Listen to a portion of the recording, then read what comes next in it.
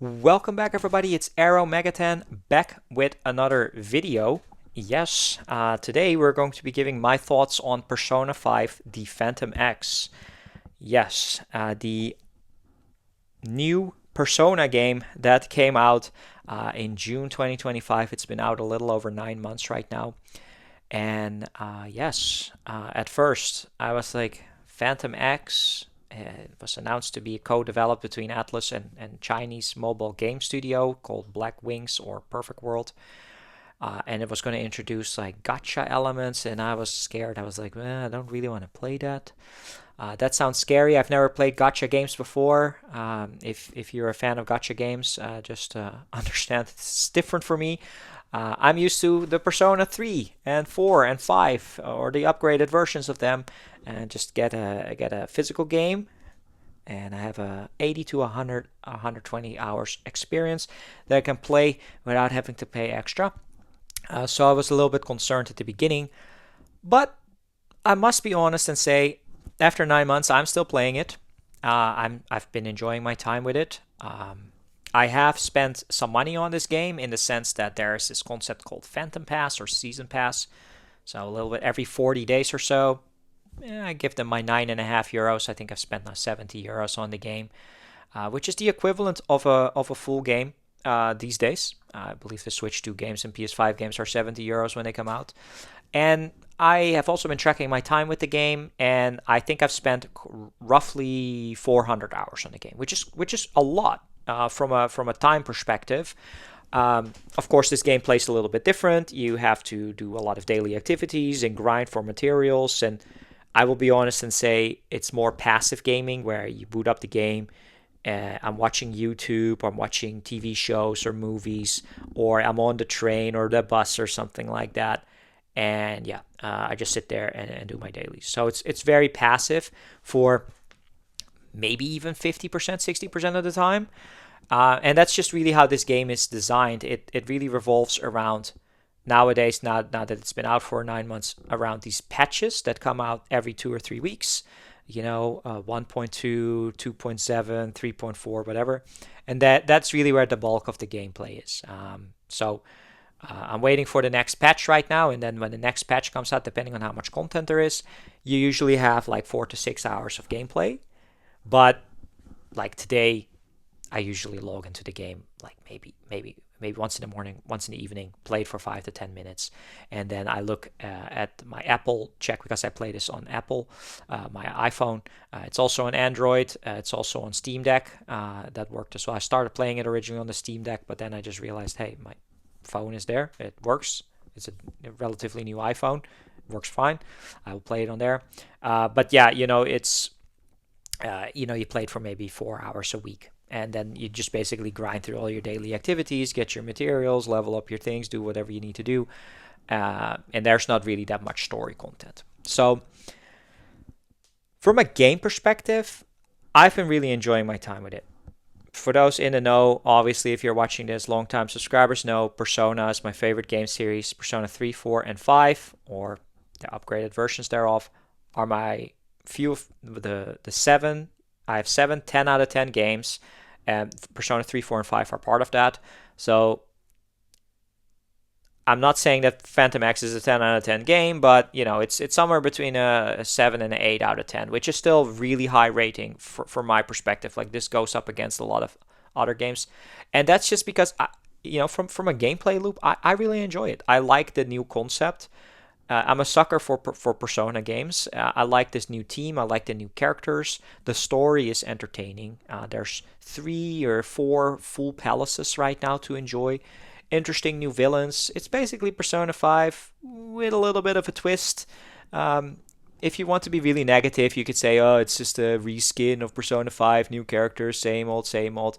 But, with gacha elements. But I'm looking at it from a more positive perspective. I'm enjoying it. I'm invested in the story, characters. They're teasing hints to something larger, which that is right then and there. The biggest downside of this game is twofold. One, it takes a very long time to get new story content. Unfortunately, right now we're at the tail end of the 3-point patches. You have to wait until 4.0 to get even the start, and then they really drag out like this third palace, that took ages to really get over the finish line. It was like a 3.5 month wait. You basically get introduced to the palace, and then there's a sub boss, and there's a cliffhanger. You wait to the next patch, then you can do the boss. And the way this third palace worked was, it was kind of basically two palaces in one, so it was very stretched out. But from what I understand, in China, they're already ahead. They're already now on 5.0, so they've gone through the whole 4.0, 4 point something range. They kind of drag it out.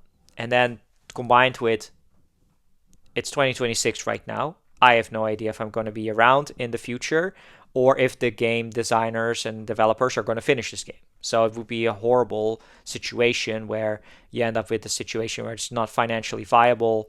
They don't finish the game. They set up everything and then it's just never resolved. That would suck. Especially since at the end of the 3 point patches, no spoilers if you haven't played it yet, but they were trying to set up, it felt like kind of the midway point of the game. I think they have hinted, the developers and writers have hinted at 7 dungeons. Would be nice to have a sort of a set end goal in mind at some point. So maybe in like 2 years, I would say, if they're now at 5.0, maybe 3 years. I mean, if they were to go develop this game. But yeah, it's been a fun game in that regard, from a story perspective, from a character perspective. And yeah, I mean, I'm of course not very well versed with gacha. I was really worried that, in order to enjoy the game, to make it through the dungeons, to play the story part, you would have to pay to play or pay to win, and that's definitely not the case. If I'm a very completionist type gamer, so besides me buying the season pass, my wife, for instance, she plays this as well. She does not buy the season pass, and she's been able to get through the story easily. The game is very generous in terms of the free resources they give you, these meta jewels to pull new characters, these phantom idols, which that is the most devious part of the game, is getting all these phantom idols. You have to put 110 pulls in to guarantee your character. Before it was like 80, and then it was like a 50-50 chance if you were to get that character. It feels like gambling. It's scummy concepts, and yeah, I've been lucky in the sense that I've gotten every character except for one that's out so far, but I'm also very low on resources because I just use whatever I get in the moment. I don't really stockpile it. Some other people like to do that. I just use it, and yeah, there's a high chance that the next character coming out, I will have to pass on because I have no resources, and maybe even the one after that. So, but yeah, other than that, I mean, the gameplay loop is a lot of fun. I like the action points that you get. It's much more free to. Like in Persona 3, 4, 5, you're very concerned about maxing out your time that you have, doing all your social links or activity confidence perfectly so you can max them out because there's finite amount of game time. Here, you get 5 action points every single day. You use them. You can max out your synergies, hang out with people, do some daily work to get some money, or you do some activities that boost your social stats. Now, I did that a lot in the first 6 months of the game. I maxed those out, so I don't have to worry about that anymore. But yeah, so now I'm working on maxing out the characters, their synergies. That gives you some rewards as well. They need gifts to get them more points. How do you get the gifts? You gotta buy the items with the in-game currency, the yen that you get. So you gotta also do some daily work. And that's pretty much it. You do the palaces, you do the little side dungeons like the mementos or the Metro of Desire to get some more materials, get some more resources. I maxed those out, done all of that. Sometimes in patches you don't get story patches, you get sort of side quest patches. For instance, they introduced a Persona 5 character, sort of like an alternate universe. They kind of hang out together and you do their little dungeon. There's luckily no spoilers for Persona 5 except for knowing who the characters are. But yeah, they recycled a little dungeon. They made it into a little mini dungeon. You have like, every day a new little piece comes out that takes like 10 minutes to do.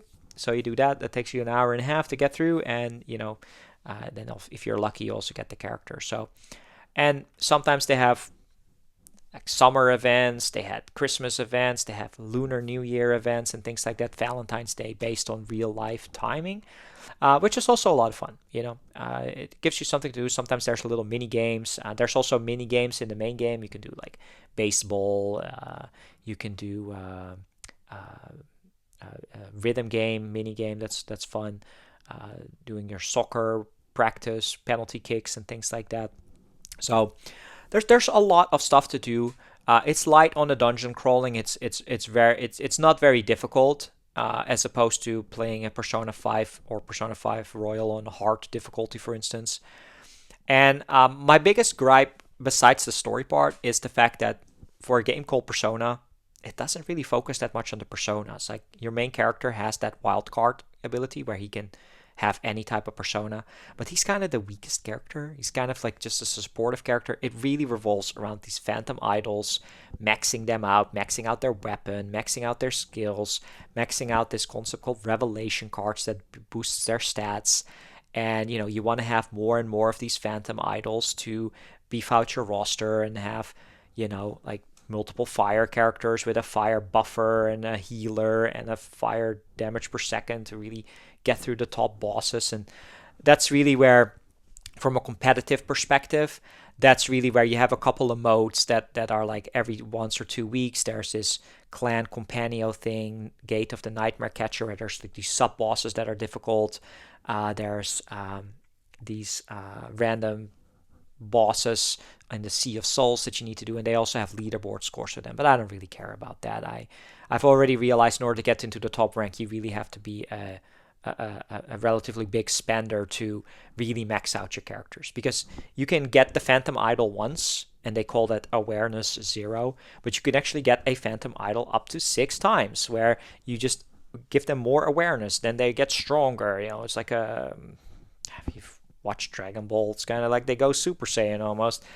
They don't change visually, it's just they beef up, and that's really, you need the best characters at A6. And I think I have one character A6 just from lucky pulling everything. Is a character called Yowling that I don't even use. My favorite character is An. She's very strong. I think I have her A5. Those are my two strongest characters. There's this in-game rating system where I think the ratings got to 130. If you have a character over 100, they're very, what they call competitive or good. I think I have like 6 or 8 characters over 100 now, like Joker, Futaba, An, Yowling, and this Justine and Caroline, this twins character that they issued out during the Christmas break. But like I said, I have every character except for one. I've gotten really lucky pulling on these characters and just getting lucky in the right moment, right time. And I believe at the 1-year anniversary, they're going to give you a choice of free character. I have every character except for him. It's this character called Mesa or Kira. I'll probably get him then. But yeah, I've been enjoying my time with the game. It's fun. It's non-invasive. It's very easy and fun to play from a free-to-play perspective. There's a lot to do.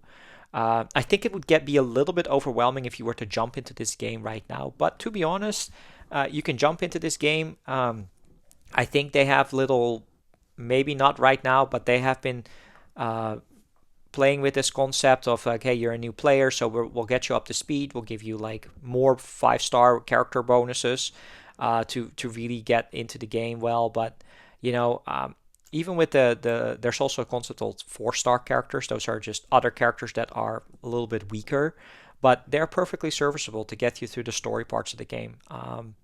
The story is fun. The dungeons are a little bit grindy.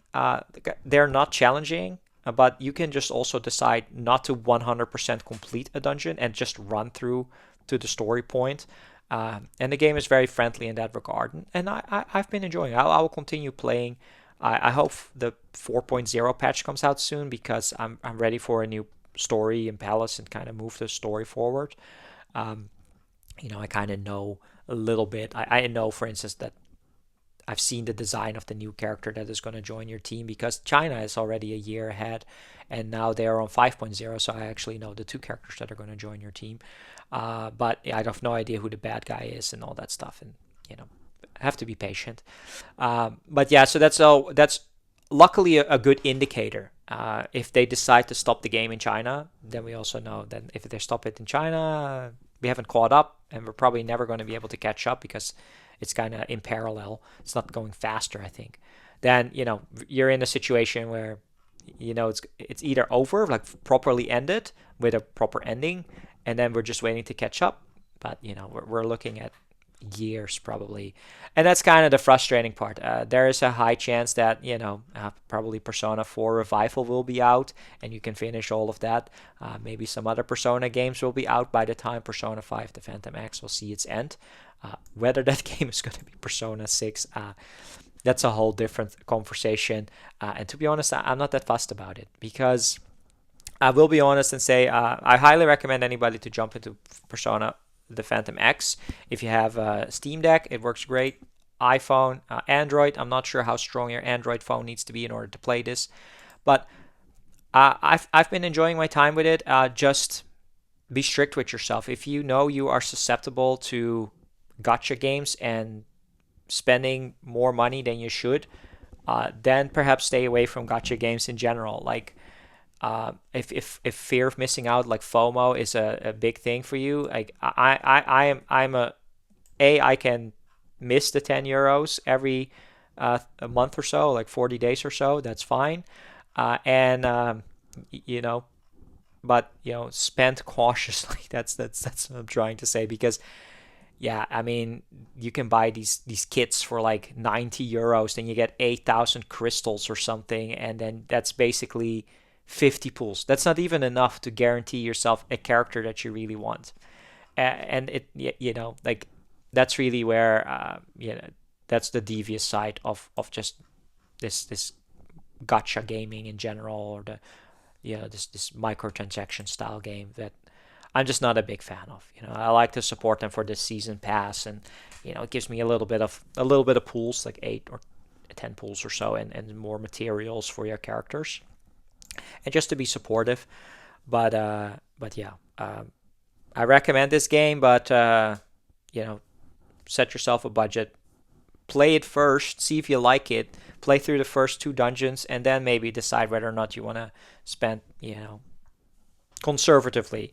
But yeah, to wrap up this video, so I recommend playing the game. I've been enjoying this P5X game, and it feels so weird because it's pretty much been the only game that I've been playing for close to a year now. Ever since it came out, I was already slowing down on gaming quite a lot in 2025, which is also one of the reasons I've not made a lot of videos on this channel.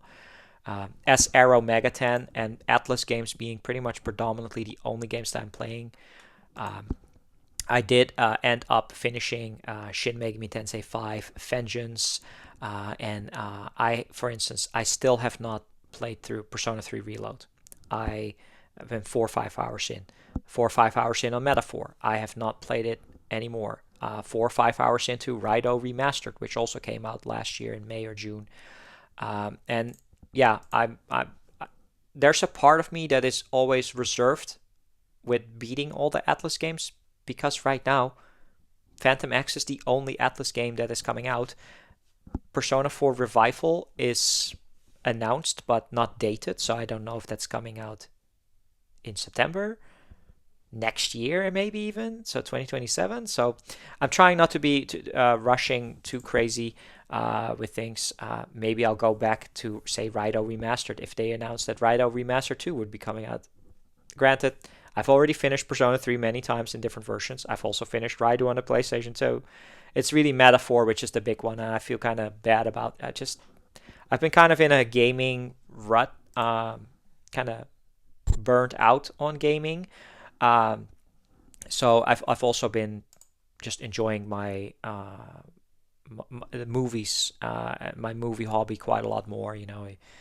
I watched a lot of like 4K Ultra HD movies. Watch those. Watch the movie extras whenever I can, outside of work and life responsibilities, and less on gaming.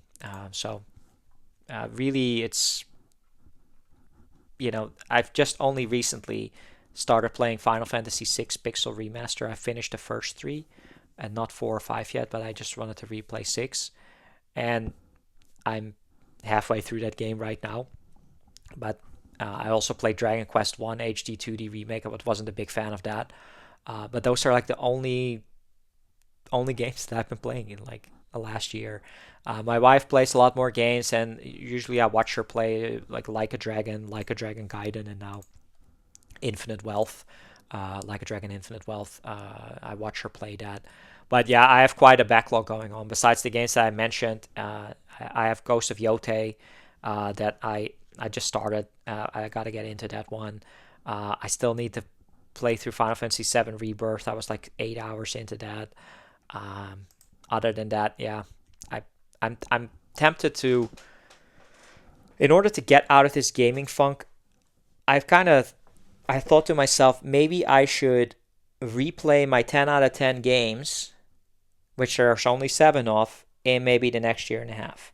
Which is kind of interesting because Persona 3 Reload would qualify for that. Persona 4 Revival would qualify if that were to come out. There's a Steins Gate reboot supposedly coming out, so that would qualify that one.